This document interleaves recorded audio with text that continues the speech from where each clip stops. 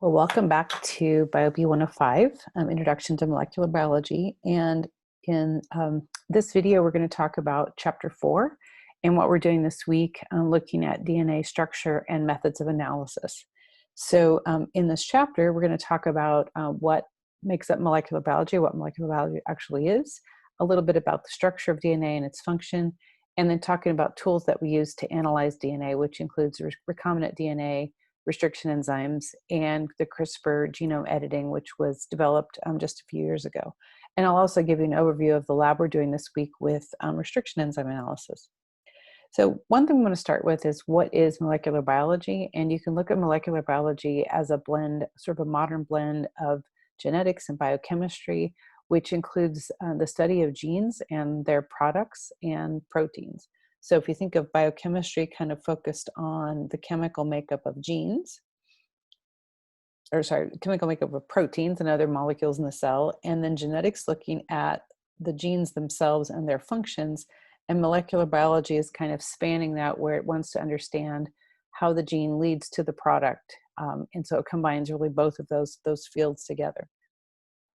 So one of the basic concepts in biology that has really spawned the modern era of molecular biology is understanding how DNA is used in the cell. And so this term central dogma was actually coined by Francis Crick, who was one of the discoverers of the structure of DNA. And he calls this sort of the central dogma of molecular biology, where the information in DNA is used to make RNA, and that RNA then is an intermediate which is used to make protein. And so the orange lines here represent the central dogma as it was originally conceived, where DNA is replicated, so it has the information to be able to replicate itself. From DNA, we make individual copies of RNA, and then RNA then is translated to make protein. Some of these other arrows have been inserted because we know in some cases, like HIV, there's a viral genome that's RNA that's copied back to DNA through a process called reverse transcription. So the normal process is transcription from DNA to RNA. If we go backwards, that would be reverse transcription. And then the normal process is that RNA is used to make protein and it's just degraded. But if we have viruses that are RNA, much like the coronaviruses, they have to copy their RNA genome. And so DNA really isn't a part of their life cycle. But the major lines from DNA to RNA to protein are the ones that we typically talk about. So a little history, we didn't know about DNA until it was first isolated. So Friedrich Miescher in the 1870s was studying cellular components, and he chose a very interesting material, which is the pus from bandages. And we know pus has a lot of white blood cells and they have large nuclei. So he discovered this material called nuclein. A little later, Walter Fleming was looking at the cell structure and found material called chromatin, which later was discovered to be the components then of chromosomes in the cell. And along about the same time in the late 1800s, a lot of biologists were developing techniques to look at cells in the microscope, particularly plant cells, but also animal cells, and studying mitosis and meiosis and identifying how chromosomes move and so forth. So along about that same time, Oscar Hertwig discovered that the chromosome itself was made up of this material nuclein that Miescher had discovered. And it was also determined that chromosomes were the carriers of hereditary information. You may remember the work of Mendel and others to understand the units of heredity, in other words, the genes, but still nobody really understood that chemical makeup of that material. So here's a couple pictures you may be familiar with. So a human karyotype is made up of the chromosomes when they're isolated from cells during mitosis, during metaphase. They're highly condensed. You can take a picture of them, and so they're lined out using the magic of Photoshop, of course, to line them out very nicely from large to small. So we have 23 pairs of chromosomes in a human cell. Every species has its own unique number of chromosomes, so it varies quite a bit. So the chromosome is a giant molecule of DNA that's condensed in a material called chromatin, and chromatin really is chemically made up of DNA plus proteins. So if you would view the cell, of course, this is not to scale, but just kind of getting the representation of what we can see with our eyes. So we can actually see cells in the microscope. We can see chromosomes, particularly if they're condensed during mitosis. And so if we then zoom in on those, we can see then the makeup of the DNA is chromatin. It's a little hard to see, but that chromatin contains DNA wrapped around proteins, these proteins called histone proteins, which help compact the DNA. And then if we expand this large enough, we could actually see a DNA molecule. So in order for us to do this span, we'd have to go from the light microscope to the electron microscope and really down to X-ray crystallography or X-ray diffraction to see the molecule.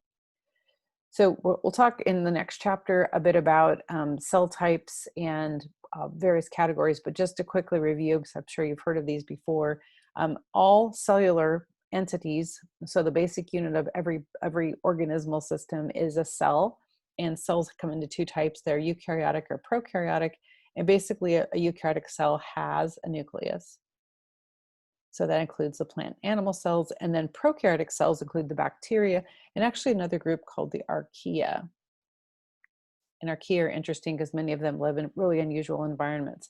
So prokaryotes lack a nucleus, but they still have genetic material. So this is a typical bacterial cell. And again, these pictures are not to scale because eukaryotic cells are usually on the order of 10 times or greater the size and volume of a bacterial cell. So bacterial cells are right around 1 to 5 micrometers, whereas eukaryotic cells are at least 50 to 100 micrometers in size. So there is a nuclear, sort of a nuclear region, or a nucleoid as it's called, where the chromosome is condensed. And we're going to focus on bacteria because those are what we use in the lab for a lot of our experiments to get our material to grow and particularly isolate genes. Now, one thing I want to mention is when we talk about cells, we're not talking about viruses because viruses aren't cells. They just simply have DNA or RNA and protein. So they're assemblies of molecules, but they're not cellular. And of course, viruses have to have a host cell to reproduce. So looking a little closer at bacterial DNA, bacteria just have a single chromosome. They may also have small plasmids. So these are sort of extra chromosomes, sort of mini chromosomes. And these are attractive to use in the lab because we can manipulate those mini chromosomes very easily. And that's what we're going to be doing in a couple of the lab exercises that we're going to work with. So here's a view of the DNA molecule a couple different ways. And we can look at it as a double helix. We can expand it and look at the individual chemical parts. And that's what we're going to talk about next. So we have bases that are made up of nitrogen and carbon. There's a 5-carbon sugar called a deoxyribose in the case of DNA. And then there's phosphate groups. So the basic unit of DNA, and this is true for RNA too, is a nucleotide. And the nucleotide has 3 parts. It has a base, and we have 4 possible bases in DNA. We have adenine, thymine, guanine, and cytosine. We have the sugar, 5-carbon sugar, deoxyribose, and we have a phosphate. So a base, sugar, phosphate make up a nucleotide. And this is another picture of that. So we can see that the 4 possible bases, this particular one they're showing here is adenine, but I'll show you the other structures in a second. So here's our base, and wherever you just see the lines coming together is a shortcut for saying that's where a carbon would be found. So that's our base. This is our deoxyribose, and the difference between ribose and deoxyribose is ribose actually has just an extra hydroxyl group there. So that's the difference chemically between DNA and RNA, or one of the differences. And then we have these phosphate groups, phosphoric acid. So in DNA, we always have a long strand of nucleotides, and we hook the nucleotides together by taking the phosphate of one and the sugar and hooking it to the phosphate of the next. So if you look at the backbone of DNA, and there's a model sitting in the lab where we can look at this since we're in 3-dimensional form, we go sugar, phosphate, sugar, phosphate. And the bases, so here we have one of the bases held together by hydrogen bonds. So these dotted lines here represent hydrogen bonds. So this is the base guanine, this is the base cytosine, and there's 3 places for hydrogen bonding. So hydrogen bonds occur whenever you have an oxygen and a nitrogen, or possibly 2 nitrogens or 2 oxygens, but they're sort of fighting for that hydrogen. So they're sharing that hydrogen with a weak force. And here you can see the same thing going on. Here's a nitrogen and another nitrogen. Here's our hydrogen. And here we have a nitrogen and an oxygen fighting for that hydrogen. So between G and C base pairs, we have 3 places to hydrogen bonds. If you look at thymine and adenine, there's 2 places to hydrogen bonds. And that becomes important later on when we talk about replicating DNA in the cell or replicating DNA in the test tube with something like PCR polymerase chain reaction. So here's another picture of the bases. So thymine and cytosine are 6-membered rings. So now we're seeing the carbons and nitrogens. So there's 6 members of that ring. with different side groups pointed out. So here we have oxygen, they both have oxygen, but thymine and cytosine differ on this other position. And then if you look at adenine and guanine, these are 9-membered rings. So the 9-membered rings are called purines. So adenine and guanine are purines, and cytosine and thymine are pyrimidines. So always remember these have a Y in their name, and that helps me remember that they're pyrimidines. And I also have a little acronym, PURE as gold. So the purines are guanine and adenine. So that helps me remember that. So if we look at the structure of DNA, we have long stretches of these phosphate sugar backbones. That's the backbone here. And the bases are pointed inward, held together by hydrogen bonds. So it's easy to separate the two strands of DNA just simply by heating it. You can cause it to come apart. Or in the cell, enzymes will take the DNA apart so that we can replicate DNA, or we can transcribe DNA to make RNA and other functions. This is another picture of the base pairing with a little bit better showing the structure. So we're just representing the backbone here, sort of like a ladder. So that's where the sugars and phosphates are. But you can see these little red lines represent the 2 hydrogen bonds between adenine and thymine, and the 3 hydrogen bonds between cytosine and guanine.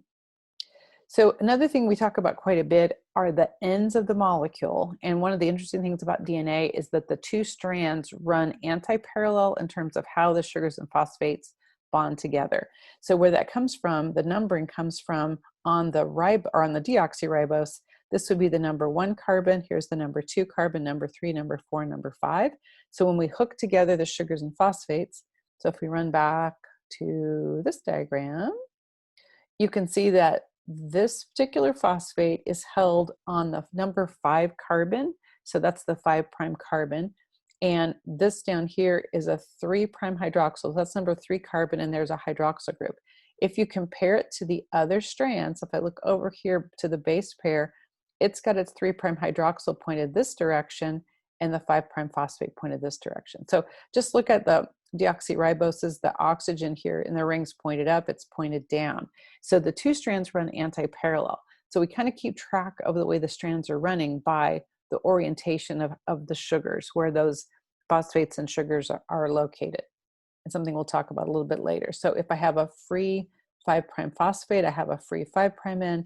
If I have a free 3' end, kind of hard to say fast, free 3' end, that would represent this free 3' hydroxyl.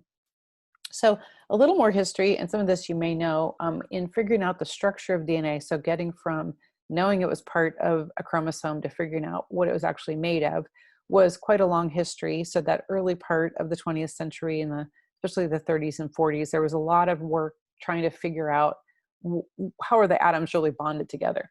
And so the technique of X-ray crystallography was used to study a variety of molecules.